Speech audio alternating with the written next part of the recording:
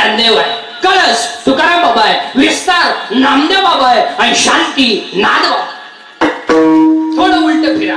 ज्याचा बाह्य ज्ञान आहे त्याचा कळस वैराग्य आहे, ज्याचा कळस वैराग्य आहे त्याचा शांती खांब आहे, आणि ज्याचा शांती खांब आहे त्या संप्रदायाचं नाव वारकरी संप्रदाय. हो, जगाच्या पाठीवर जेवढे संप्रदाय झाले असतील आपल्याला घेणं नाही, पण वारकरी एक असा संप्रदाय आहे की 750 वर्षामध्ये ज्या इमारतीचा कण सुद्धा ढिला झाला नाही त्या इमारतीचं नाव वारकरी संप्रदाय. कारण त्या इमारतीचा पायाच ज्ञान आहे. ज्ञान आहे म्हणून 750 वर्षापूर्वी काय ना मुलाचं नाव ठेवलंय ज्ञानदेव. ज्ञान देव ज्ञानच देव. पुरावा 10वा अध्याय. अभ्यासमुनी गहन ज्ञान, ज्ञानमुनी ध्यान विशेष. जी अभ्यासापेक्षा श्रेष्ठ ज्ञान आहे आणि ज्ञानापेक्षा श्रेष्ठ देवाचं ध्यान आहे. पुरावा 12वा अध्याय. जेथे जिथं संपत्ती आणि दया दोन्ही वाचले एके ठाया, ते जाण धनंजया विभूती माझी. जिथं दया जिथं शांती, जिथं शांती जिथं दया, जिथं ज्ञान जिथं देव, जिथं ज्ञानदेव ज्ञानच ज्ञानच देव ज्ञानच देव. तिथंच उलट फिरा 18वा अध्याय. जिथं चंद्र आहे तिथं चंद्रिका आहे, जिथं शंभू आहे तिथं अंबिका आहे, जिथं संत आहे तिथं विवेक आहे, जिथं दया आहे तिथं धर्म आहे, जिथं सुमन आहे तिथं वन आहे, जिथं राव आहे तिथं घटक आहे, जिथं भाग्य आहे तिथं उल्हास आहे, जिथं वन आहे तिथं आग आहे, जिथं गुरु आहे तिथं ज्ञान आहे, आणि जिथं ज्ञान आहे तिथंच आत्मदर्शन. हो, कीर्तनाला सुरुवात करायची. फक्त आता पाटापाटा. तुम्ही आजारी का काही महिला म्हणतात? तुम्ही आज काही बोला ना, काही काळी ना काय. आज कीर्तनात तुमचं आहे विठाल विठ्ठल.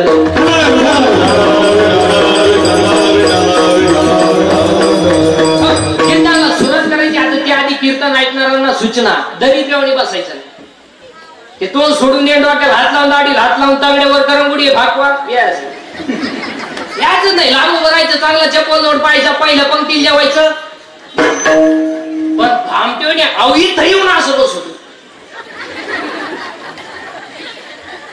आणि तसंच निघाला. मग आपल्या कीर्तनाला भामटेवणी बसायचं नाही, आणि आपल्या कीर्तनातलं दुसरं वाक्य बोला जायचं. पटलं तर हा म्हणायचं, नाही पटलं तर नाही म्हणायचं. पण भामटेवणी आपलं कीर्तन ऐकायचं नाही, आणि चिंता बिंता करायची नाही. आणि बरं, चिंता करायला आपल्या हातात काही नाही, चिंता करून करतो काय बरं? काय आपल्या हातात काय आपल्या हातात? इलेक्ट्रिकच्या दुकानात गेल्यावर बल्ब विकणारा म्हणतो किती दिवस वापर, बदलून देईल. अहो, बल्बची गॅरंटी आहे, बल्ब विकणाराची काय गॅरंटी? पैसे मोजतानाच घ्यावा. बरं, बल्ब घेणाराची काय गॅरंटी? होल्डर मध्ये बसवा गेल्यावर व्होल्टेज वाढलं, बल्ब नाही लागला पण याचाच नंबर लागला. नाही म्हणून चिंता करायची नाही, आणि चिंता करायला आपल्या हातात काही नाही. चिंता करून काय उपयोग नाही. असंच खेळत जागायचं, राहायचं तरी किती दिवस किती. बरं, कोण राहायला आलंय? राहायचे किती दिवस? थोडे दिवस. मग चिंता हसत घेत जगायचं, आणि हसलं पाहिजे माणसानं, हसलं पाहिजे. आणि हसणे ईश्वराने दिलेली देणगी. अहो, काही माणसं काना ते पण हसत नाही. ज्यांना हसायचं इंजेक्शन दिलं काना ते पण हसत. हसणं तो गमवलं तो खात हसलं पाहिजे. आणि हसणे ईश्वराने दिलेली देणगी आहे. जी माणसं मोठ्याने असतात ती सज्जन असतात, आणि जी गालात असतात तीवर मुक्या मागायचं लय धोका. जी माणसं मोठ्याने बोलतात ती आतून बाहेरून निर्माण असतात, म्हणजे हळूच बोलतात लफडेबाज असतात. हसलं पाहिजे. हसली ईश्वराने दिलेली देणगी आहे, आणि असंच खेळत जगायचं. चिंता बिंता करायची नाही. आणि चिंता आयुष्यात 4 वाक्य ध्यानात ठेवा. आयुष्यात 4 गोष्टींची कधी चिंता करायची नाही, आणि आयुष्यात 4 गोष्टी तुम्हाला कधी मिळणार नाही. 1. आयुष्यातला वाया गेलेला क्षण पुढे मिळणार नाही. 2. शरीराचे इंद्रिय पुढे मिळणार नाही. 3. दूध पाजणारी आई मिळणार नाही. आणि 4. ईश्वरासारखा बाप मिळणार. सगळं मिळेल, आयुष्यातला वाया गेलेला क्षण पुन्हा नाही. 2. शरीराची इंद्रिय पुन्हा नाही. केस पिकली ना पिकली दररोज काळी कर, पहिली नाही. बरं, ही तुम्ही केस काळी का करता महिला मंडळ? तुम्हाला असं वाटतं का केस काळी केल्यावर तुम्ही देखणे दिसता? बरं, असं कधी झालंय का बा सर माणसांपैकी आलाय काय एखाद्याला मेसेज केस काळी केल्यापासून प्लीज आय लव्ह यू? नाही, मग हाताने झटे काढता कशाला बोलतो? 2. शरीराची इंद्रिय पुन्हा मिळणार नाही. 3. दूध पाजणारी आई मिळणार नाही. आणि 4. ईश्वरासारखा बाप मिळणार नाही. आई बापांवरती भाषण नका करू, आई बापांवरती कथान कादंबऱ्या नका काढू, आई बाप बाप सांभाळायलाच. आणि ज्याचं शाळेत कळलेल्या व्याख्याने त्याची जाई वृद्धाश्रमात आहे. आणि तो आईची माहिती सांगितलं रडू रडू रडू रडू आहे. आणि अजून एक वाक्य ध्यानात ठेवा, शेतकऱ्याचे आईबाप अजून वृद्धाश्रमात नाही, पण ज्यांच्याकडे इस्टेट मोकार आहेत आणि बुद्ध्या कमी आहे त्यांचेच आई. जे 5 वाजता टॉमी बरोबर हिंडतात, दोन्ही टॉमी संगत, एकाला साखळी एकाला चेंज. आणि त्यांना जर विचारलं तुमचे वडील दिसत नाही, त्यांना वातावरण मॅच होत नाही आणि ते वयाच्या मानाने फार चिडचिड करतात. आणि आमच्या यांना ते सहन होत नाही. आणि आमच्या स्ट्रिक्ट असल्यामुळं आम्ही त्यांना वृद्धाश्रमात नेऊन टाकलं. म्हणजे ते तिकडे ते आम्ही रविवारी भेटायला जात असतो, मस्त हसतात दिसतात, चांगलं. मग हे जिन्यात बसले हे कोण आहे? हे तिचे वडील. अरे तोही त्यांना पुलावरून फेकतो, कशाला सवय. त्याचा बळी दिला तू पूल तरी. आणि लोक म्हणतात जग सुधारलं. अरे काय डोमलं सुधारलंय? धोतर गेला पायजामाला, पायजामा गेला जीन्स आली, जीन गेली नॉर्मल आली आणि हळूहळू लोक मोकळी होत आली. काय सुधारलं? काय आता इथवर का आले? अजून हित बरोबर सरकलं म्हणजे आला पण आता चिंताच करायची नाही. बरं एक दिवस सगळ्याला जायचं तर आहे, मग चिंता करून करायचं काय? आज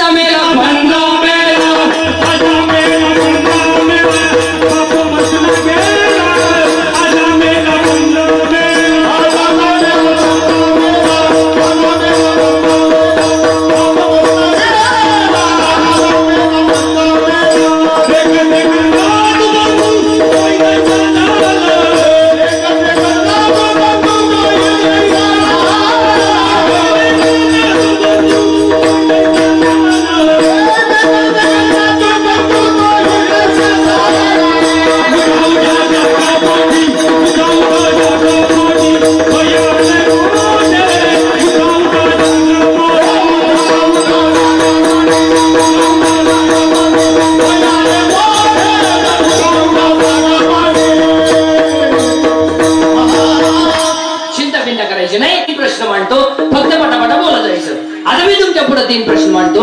आपल्याला देव पाहायचा आहे, आपल्याला देव व्हायचं आहे का आपण देवाचा अंश आहे? तुम्ही आज कोणीच बोला, मी खाली होता आवाज आहे ना. आपल्याला देव पाहायचा आहे, आपल्याला देव व्हायचं आहे का आपण देवाचा अंश आहे? आपण देवाचा अंश आहे. पुरावा ममय वंश जीव लोके जीव भूत सनातन बड शेषानी इंद्रियानी प्रकृती स्थानी कर्षती. आता आपण सगळे जर भगवंताचा अंश आहोत तर आपला बाप जर विचारलं तर जम्मू नावाच्या द्वीपाला पंढरपूर नावाचं गाव आहे, तिथं धर्म नावाचं नगर आहे आणि तिथं विठो नावाचा पाटील आहे. जम्मू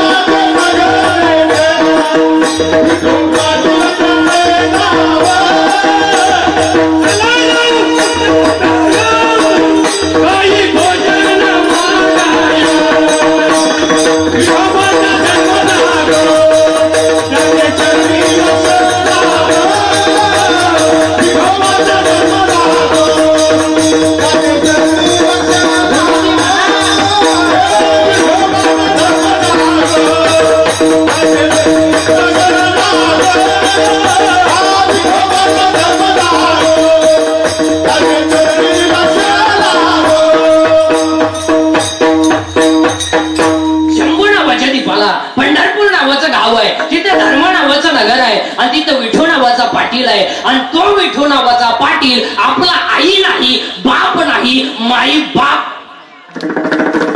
म्हणजे आई तोच आहे आणि बापही तोच आहे. आता तो विठो नावाचा पाटील जर आपला माई बाप आहे, आपण त्याची लेकरं आहोत, आपण त्याची लेकरं नाही, आपण त्याचा अंशच आहोत, तर आपण देव का नाही?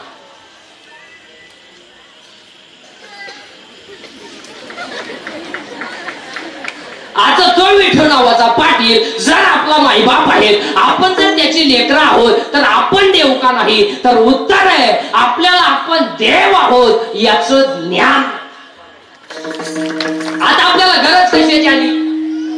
अशी ज्ञान आलं का आपण देव होणार. आता देव का नाही तर ज्ञानच नाही. आणि आज सगळ्या लोकांकडे नेमकं ज्ञान नाही. सगळ्या लोकांकडे गाडी बंगला पैसा, इतका पैसा आहे लोकांकडे, 10वेला पेटवलं तर श्राद्धापर्यंत दूर निघत. पैसा आहे, ज्ञान नाही. पटकन पाहिलं मंडळ, एका स्त्रीला साधारणपणे किती साड्या असाव्यात? 24 दर तासाला एक नुसती नेसतच राह. मग तुला कपाटभर साड्या ठेवायची गरज काय? तुला गॅरंटी आहे का सगळ्या फाटेपर्यंत तू राहशील? नाही. मग आपल्याला साड्या किती असाव्यात एवढं सुद्धा महिलांना ज्ञानच नाही ना. अहो ज्ञानच एकच मुलगा आहे तुम्हाला, मग तुम्हाला 27 खोल्यांचा बांगला बांधायची गरज काय? तुला का 26 सुना आणायच्या का प्रत्येक बेडरूम मध्ये? मग आपल्या पोऱ्याला बंगला केवढा असावा एवढं सुद्धा त्याच्या बापाला ज्ञान नाही. ज्ञान नाही, ज्ञानच नाही ना. अहो 2 जणांची मारामारी झाली, दोघे पोलीस स्टेशनला गेले. पोलिसांना दोघांच्या 2 कानफटी ठेवले, दोघे 50-50 हजार घेतले आणि म्हणले परत असं करू नका. आता एक कानफटीत केवढ्यात पडली? 50. तरी तो म्हणला 50 घालवले, पण त्याची मग काय नाही, ज्ञानच नाही. आता आपल्याला ज्ञानाची गरज आहे. मग ज्ञान यायला काय लागतं? मग ज्ञान ती म्हणाले शाळेत याला कोणी खात नाही, हे शाळेचं ज्ञान सोडून द्या. हे कोणी खात नाही. अहो 1.5 किलोमीटरला मेडिकल कॉलेज आपल्याकडे, 1 किलोमीटरला इंजिनिअरिंग कॉलेज आहे, आणि वाड्या आल्याला इंग्लिश मिडियम. लोकांना पोरं आणायची कुठं? मास्तर पोरं सांभाळी त्यात आपल्याकडे घाला. आणि एकच आहे, घाला कुठं कुठं. बरं पोरग गार्जेन द्यायची गोष्ट आहे का? तू गाडी वाटेव भिकार मी आतून पोर आणतो. बजावा लोकांना पोरं होत होते तर तुम्ही शाळा काढल्या नाही. आता पोरं बंद झाले तर तुम्हाला होता. बरं लोकांना पोरं कष्ट होतील. ज्याला बायको त्याला तुम्ही तिसरं होऊन देते नाही, म्हणजे बायका करायच्या मूड मध्ये त्यांना तुम्ही बायका देते नाही. लोक करतील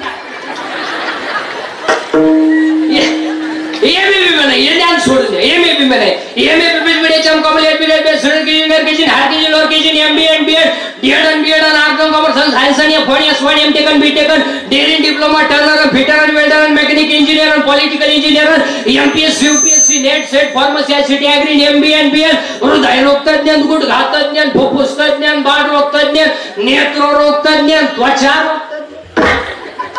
आता तर एक नवीनच तज्ञ आले, गुप्तरोग तज्ञ, रोग गुप्तांगडी तज्ञ. आणि जो तज्ञ त्यालाच रोग गुप्त काय करते? अरे बाबा आखं जग तज्ञ आहे, आखं जग तज्ञ आहे, पण आमचा विटेवरचा मालक सर्वात त्याला सांगतो हा सर्वज्ञतेचा ओलावा यादव कुडीचा आखं जग तज्ञ. अहो 10 वर्षापूर्वी एक डॉक्टर आखा माणूस चेक करायचा. आता प्रत्येक अवयवाला सेपरेट डॉक्टर आहे. अजून 5च वर्ष थांबा तुम्ही. डाव्या कानाचा डॉक्टर खालच्या मजले हो, उजव्या कानाचा डॉक्टर वरच्या मजले हो, नागपुडीचा मधल्या मजले. एमएबी सोडून दे, हे ज्ञान नाही. मग आता आपल्याला ज्ञानाची गरज आहे. मग ज्ञान तुम्ही म्हणाले शाळेतलं ज्ञान नाही. मग ज्ञान कोणतं का असत नाही, पण आत्मलाभासारखे गोमटे काहीच दिसे. आंतरिक ज्ञान व्हावे, बाह्य लाभेल स्वभाव आहे, आतलं ज्ञान पाहिजे. मग ज्ञान यायला काय लागतंय? घुसल्यावर का आता फक्त बारीक ऐकायचं. बारीक ऐकलं तर कीर्तन कळलं नाही तर तुमचं आपलं सूत्र बसायचं. कारण आपली एक तर पहिली वेळ 150 वर्षानंतर 150 वर्ष मी पुढे होतो तेव्हा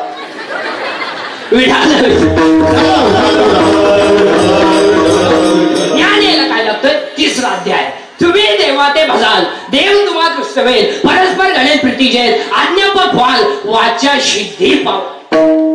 ज्ञानवरांचं म्हणणं असं आहे, तुम्हाला जर देव व्हायचं असेल तर तुम्हाला भजनच करावं लागेल. ज्ञानवरा आम्ही जर भजन केलं तर आम्ही देव होऊ का? नक्की व्हाल, पण त्याला 4 अटी आहेत. एक, पहिली अट, तुम्ही शरीराला पिडावे, याला त्रास द्यायचा नाही. याला भूक लागली खायला द्या, तहान लागली प्यायला द्या, पाणी. आणि पाया पडून सांगतो चिकित्सा सगळे बस सर्व माणसांना सगळे जाऊ द्या, सगळे जाऊ द्या, शरीर जाऊ द्या. माणसाच्या आयुष्यातली सगळ्यात मोठी संपत्ती शरीर आहे. हे गेलं ना, हे नुसतं शरीर नाही आहे, हे देव राहण्याचं ठिकाण. याला जापा, याला जापा. हे गाडी बिडीचं सुख नाही आपल्यामुळं, गाडीमुळं आपण नाही, आपल्यामुळं बंगला आहे, बंगल्यामुळं आपण नाही. आपण गेल्यावर गाडी काय करायचं? आपण याला बंगल्याला काय करायचं हे जाऊ द्या, शरीर सांभाळा. आता आज समजा कीर्तन संपल्या मी मेल, समजा माझ्या अंतविधीला समजा 50,000 लोक आले, मला फायदा काय? मी उलथून जाणार, मग ते मला जाळा येणार आहे, कुठं येणार आहे जाळ. बरं ते नाही आले तरी मला कोणीतरी, आपण बुडालो जग संपलं, जगाला तुमचं काही येणार. हा सगळा भ्रमाचा भोपळा आहे. आता काय भरमा, आपले डोळे गेले टीव्ही चालू झालं काय त्याचं, आपले गुडघे गेले दिंडी निघाली आणि पडला उतारा खाटव. हे देवा आता मी काहीच करू नको, हे देवा माझे गुडघे आले, जाणार रे जाणार, तू तमाशा दाळला खडी आणि तुला. हे देवा तुम्हाला वर काय येत नाही, देव मला तू वर एखादा पक्ष काढाय बसला, तू वर करायचं